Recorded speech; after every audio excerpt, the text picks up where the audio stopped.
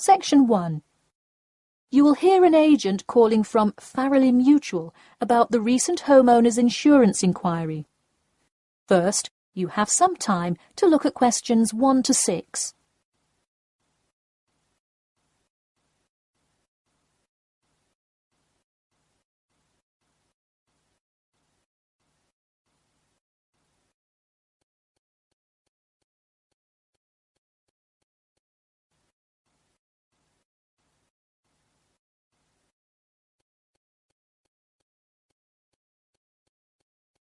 You will see that there is an example which has been done for you. On this occasion only, the conversation relating to this will be played first. Hello. Yes, I'd like to speak with Janet Evans, please. Speaking. Hi, Miss Evans. This is Jim Rodriguez, calling from Farrelly Mutual about your recent homeowner's insurance inquiry.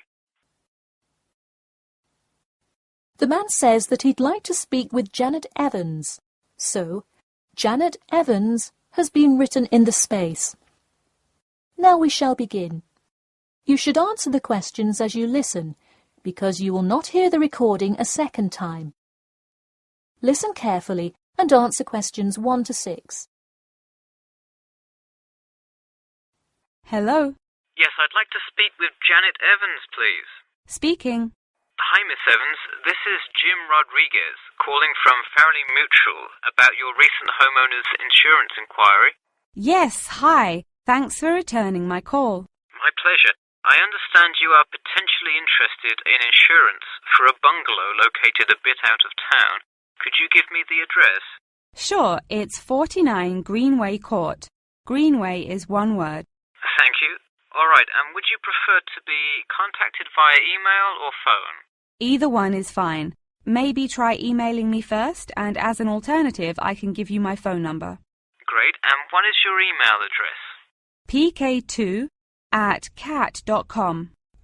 Did you say cat as in the animal? Yes, it is the acronym for the construction company I work for. I'm sure you've seen them around. Yes, I have, and could you give me your primary phone number and the best time to reach you?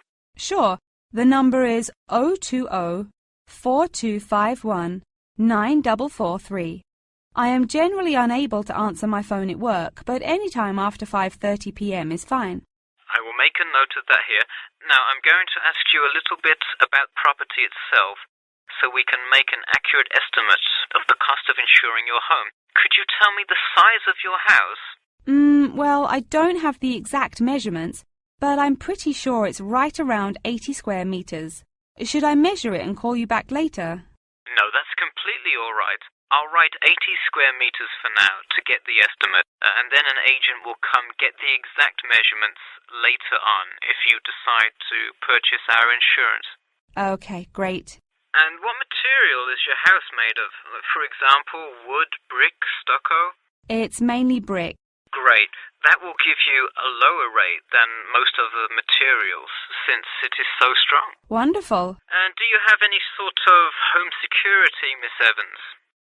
We don't have a fence or anything yet, but we have an alarm system that we use regularly. Good. Before you hear the rest of the conversation, you have some time to look at questions 7 to 10.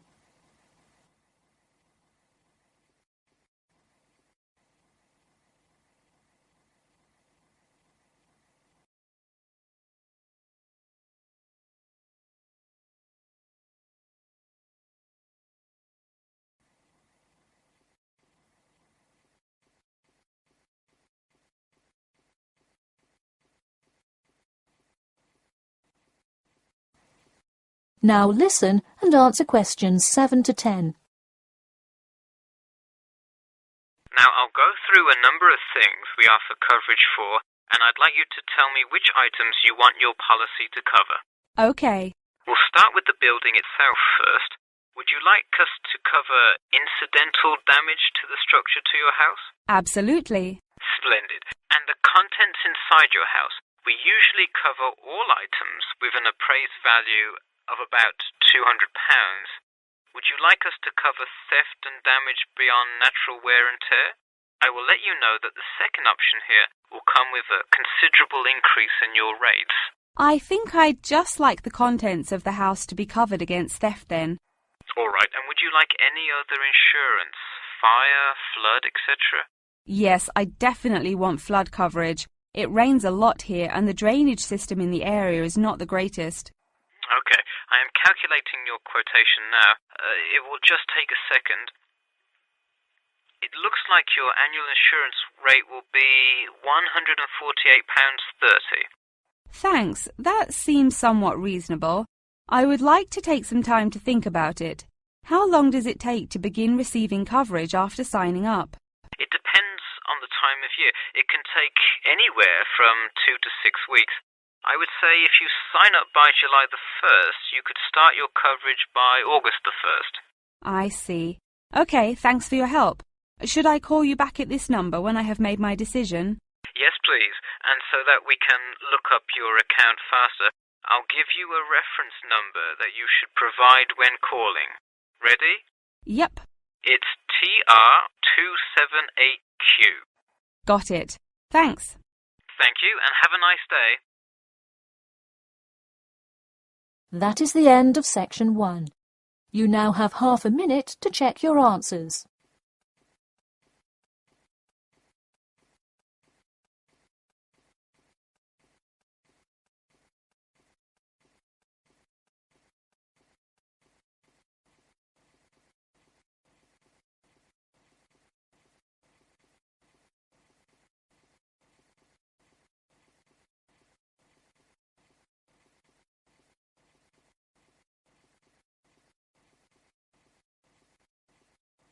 Now turn to section 2. Section 2. You will hear a talk about a pool and outdoor venue created by some people. First, you have some time to look at questions 11 to 14.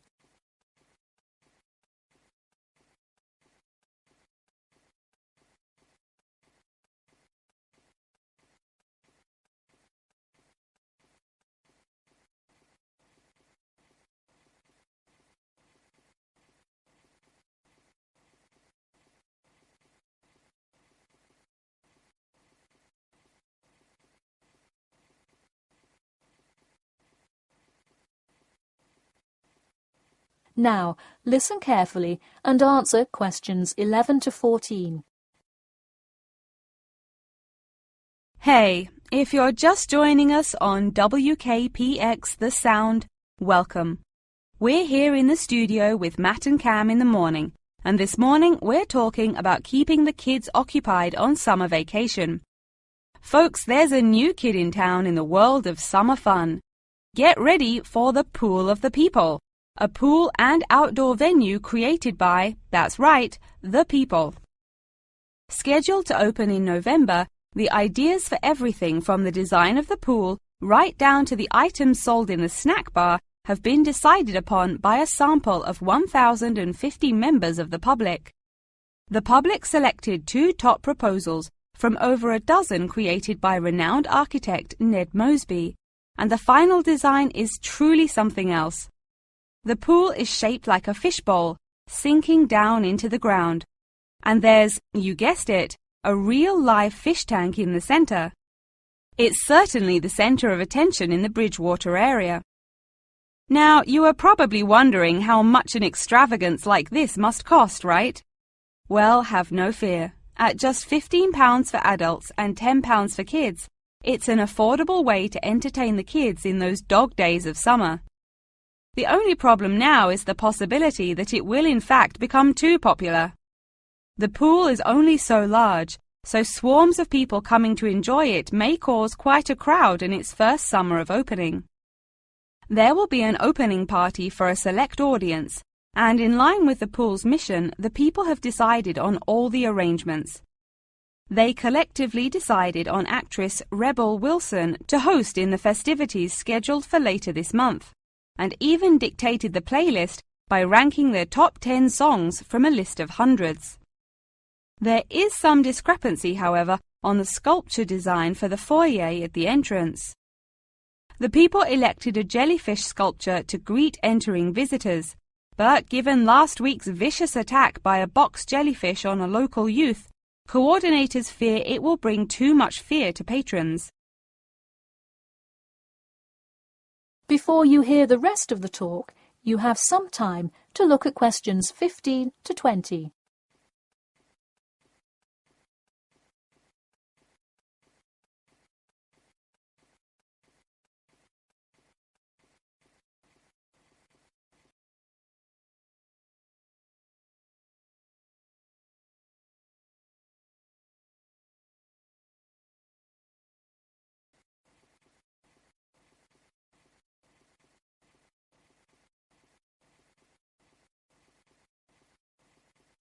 Now listen and answer questions 15 to 20. The theme of the clubhouse is set to be International Waters, with a different section representing each continent, designed by the legendary local artist Roberta Annuzzi. Representing Asia in the reception area will be a mosaic made up of prominent animals indigenous to the continent. A camel, a panda, and the Siberian white tiger, to name just a few. In the West Lounge, feel the cool, icy vibes of the transantarctic mountains of Antarctica. Makes you cold just thinking about it, doesn't it? Just seeing a wall with a mural of the glacial mountains is almost enough to cool you off on a December afternoon. Almost. Why not make the trip to the pool a social studies lesson at the same time? The theme in the ladies' lounge room for Africa may not be what you expected. A safari? Drum music? The Nile River? No. Did you know that Africa was home to the first jewelry? I sure didn't. By contrast, as you may expect, North America's theme for the card room is as modern, even futuristic as it gets.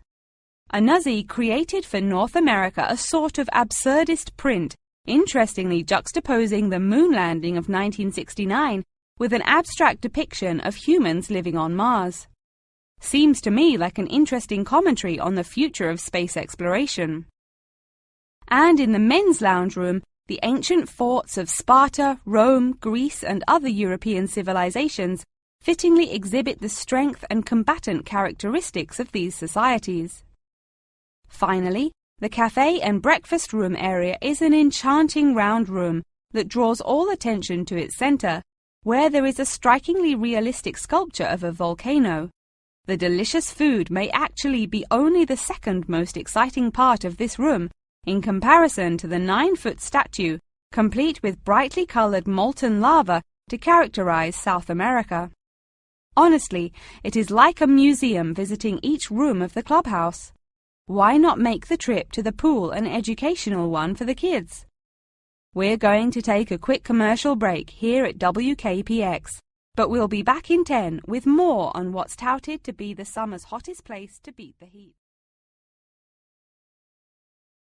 That is the end of section 2. You now have half a minute to check your answers.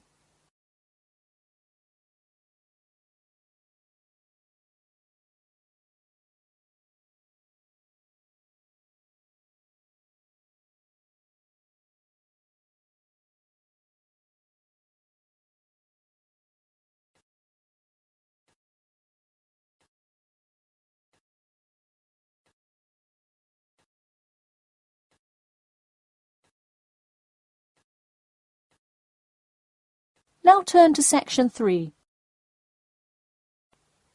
Section 3. You will hear two students called Jimmy and Kathy talking to their tutor about the current research paper.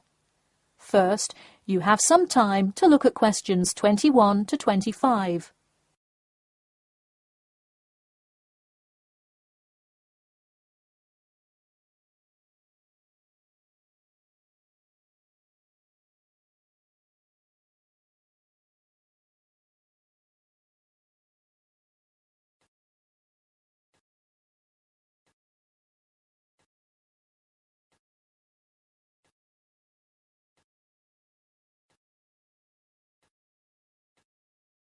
Now, listen carefully and answer questions 21 to 25.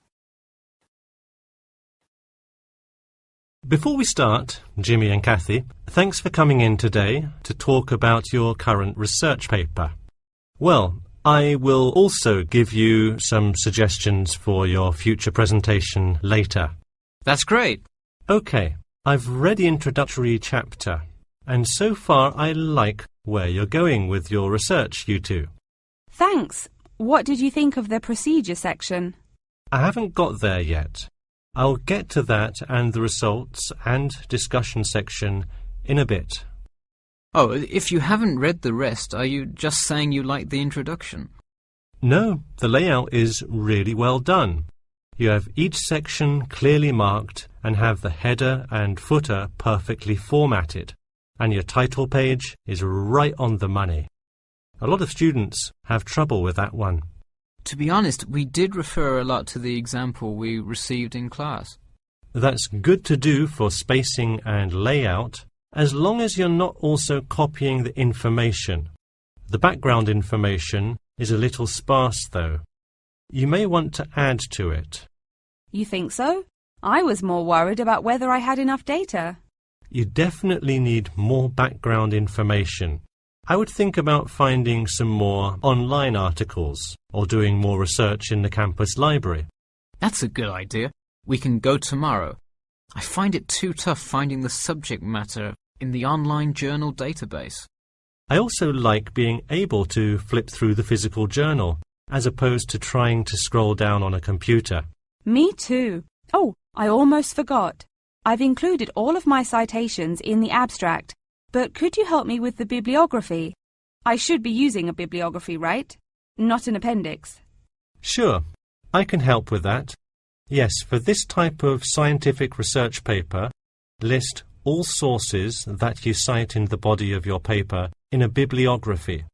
Go to the website I gave you last time to see the exact way to list each source. Okay, thanks. I'll do that. We still have a lot of things to fix up. Yeah, but there's a lot of good stuff here to work with. So enough about the paper. How is the presentation going? Well, it's all right. I'm going to go try out the new presentation software while Jimmy's working on the bibliography. Yeah, we are hoping to make an animation of an actual pump, but still have a lot to learn about how to do that. Before you hear the rest of the talk, you have some time to look at questions 26 to 30.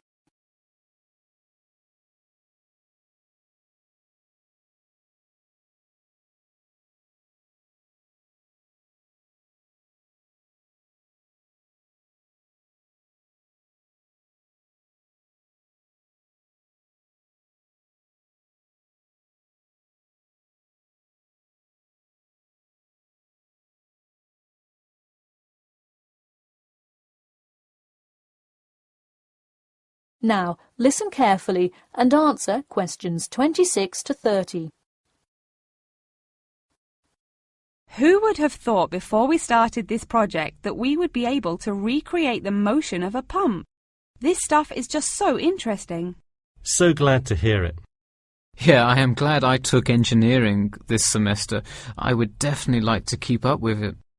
You know, there's an organization called the Machine Engineer Society.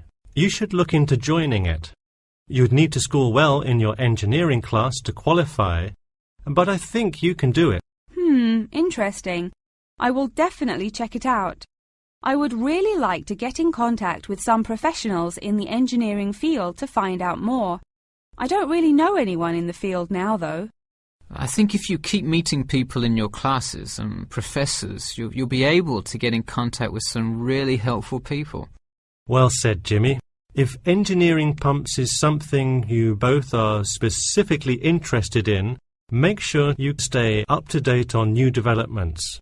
In fact, you could visit the local water treatment facility periodically to see what new developments are going on. That may be a good way to get some practical experience. Well, I don't think they would let you handle any equipment by just visiting the facility. If you really want to get your hands dirty, so to speak, I would recommend instead seeking a summer internship. Wow, you have so many helpful suggestions for getting a leg up. Now, if only you could tell me how to get my work published. Wouldn't that be nice? Well, honestly, all you really need to do is, once you have a dissertation, present it. Present it often and to many audiences, and once you get feedback, adjust it. You'll get published one day. Wow, this meeting has been truly inspiring. Thanks for your help. That is the end of section 3. You now have half a minute to check your answers.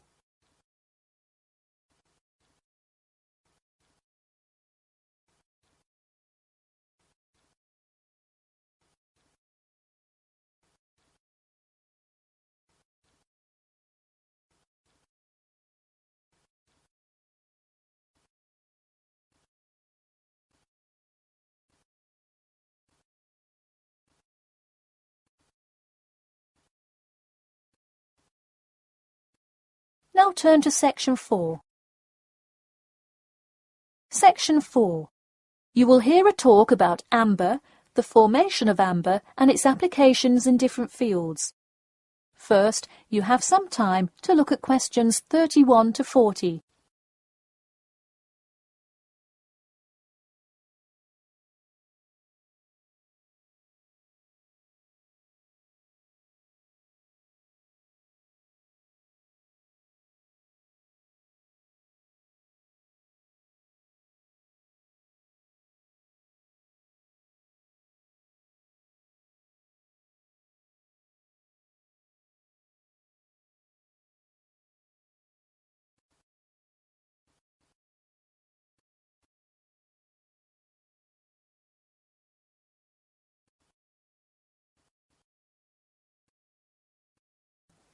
Now, listen carefully and answer questions 31 to 40.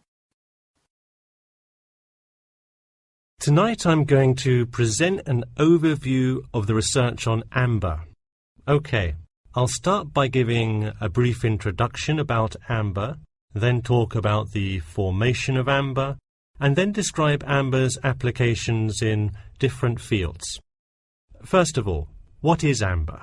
Amber is not a stone, but is ancient fossilized tree resin, which is the semi-solid amorphous organic substance secreted in pockets and canals through epithelial cells of the plant. And why is resin produced? Although there are contrasting views as to why resin is produced, it is a plant's protection mechanism.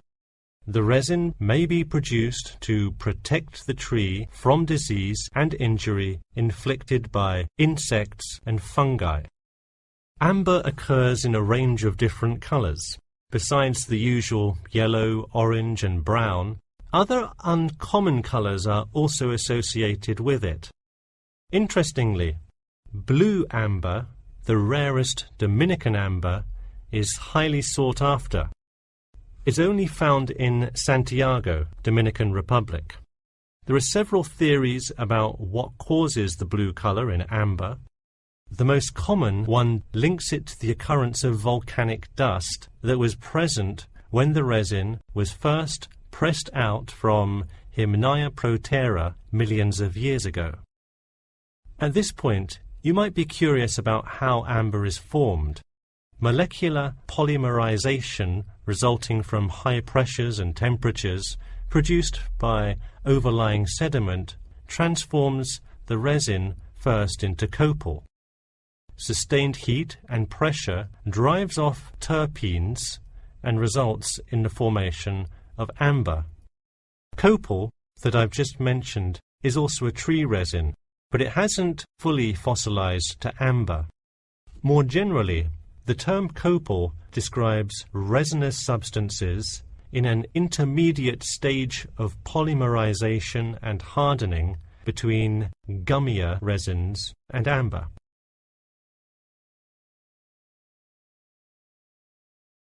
So where can we find amber?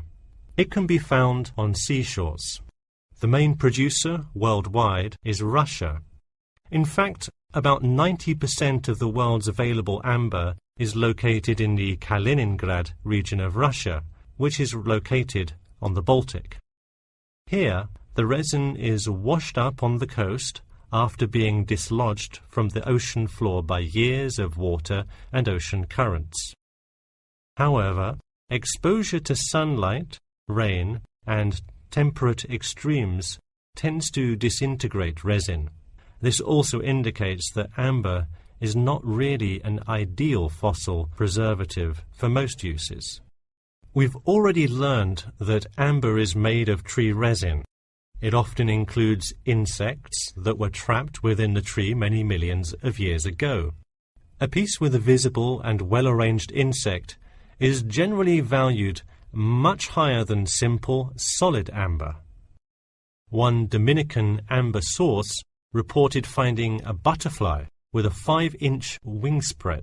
This is both a large and unusual find, and most butterfly specimens have no more than a 2-inch wingspan. Inclusions in Dominican amber are numerous, 1 inclusion to every 100 pieces. Baltic amber contains approximately 1 inclusion to every 1,000 pieces. Now that you have a basic knowledge of amber, I'd like to talk a bit about amber's application in different fields. First, amber is appreciated for its colour and beauty. Good quality amber is used to manufacture ornamental objects and jewellery. For instance, using a variety of exclusive, first-class quality natural Baltic amber with silver to make natural amber jewellery. But due to the biodegradation of amber fossils, people with amber jewellery have to take special care of it to ensure that the amber is not damaged. It was previously believed that amber worn on the neck served to protect one from diseases of the throat and preserved the sound mind. Callistrate, a famous doctor in the Roman Empire, wrote that amber powder mixed with honey cures throat, eye, and ear diseases, and if it is taken with water, eases stomachache. While the mystery around that use of amber has not been cleared, one thing is sure: it will help effectively to defeat small malaises. Amber has even been used as a building material. Amber created the altar in St. Brigida Church in Gdansk, Poland.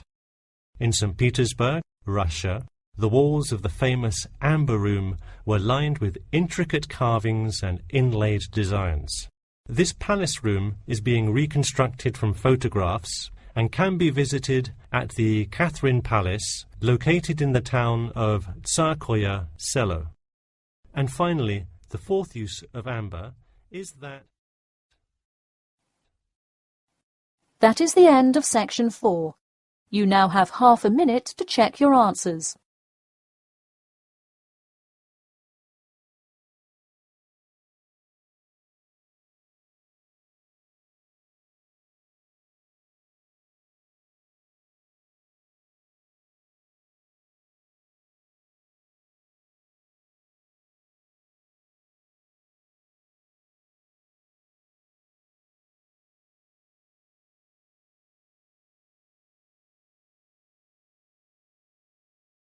That is the end of the listening test.